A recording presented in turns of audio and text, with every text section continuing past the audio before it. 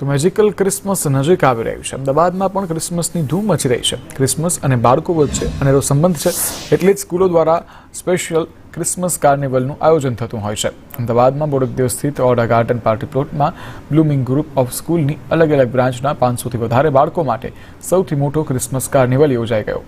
આ કાર્નિવલનું આયોજન એટલું સુંદર અને મનમોહક હતું કે અહીં આવતાની સાથે જ એક અલગ દુનિયાનો અનુભવ થાય તે માટે સ્કૂલના શિક્ષકો અને મેનેજમેન્ટે ભારે મહેનત કરી હતી।